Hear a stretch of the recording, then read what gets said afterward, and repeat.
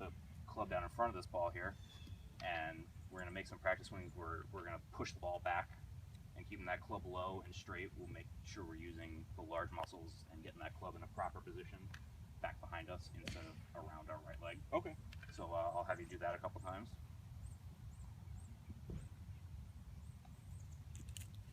Very good, very good. And just give me one more here.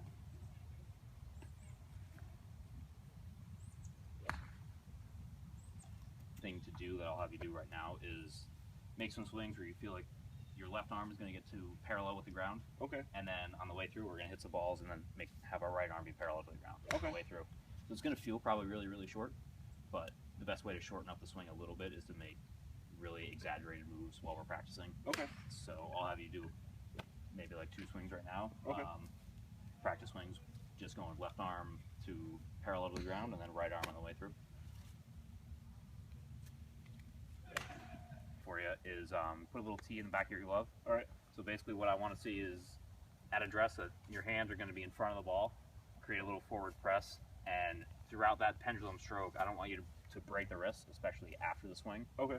So you want to feel that T, or I suggested a pencil or ruler or whatever you have in that glove, acts as a way to keep the wrist and the forearm flat. Okay. So on the way through, if we break our wrists, we're going to feel that ruler, that T that we have there break. Okay. Or, poke into your arm a little bit. Yep. So if we make a nice little pendulum stroke back and through without any wrist hinge at all, we'll see a lot more consistency and we'll get that ball up in the air. Okay. Easy way that I like to ensure that we're using a square club face with every stroke we make is to put both 2 balls down connected or right next to each other and make a normal stroke. If one ball is going a lot further than another, it's being contacted by either the heel or the toe of the putter sooner, and that means the club face is not square. Okay. So we'll have you make a stroke here. We're not aiming at a hole or anything, but we'd like to see both balls leave the putter at the same time, travel about the same distance with generally the same speed, and that'll give us a good indication. Tee set up as a little gate, so all we're going to have you do is take some swings with the ball in there. Obviously, if you hit one of the gates, the stroke's going to be a little bit inconsistent, whether it be coming to the inside or the outside.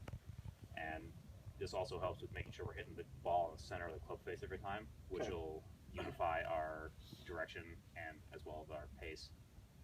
If you're hitting the ball at the toe or the heel a lot, it's going to be a little bit inconsistent in terms of where it's going and how far it's going. Okay. So let's see a couple here where you're stroking it through the gate.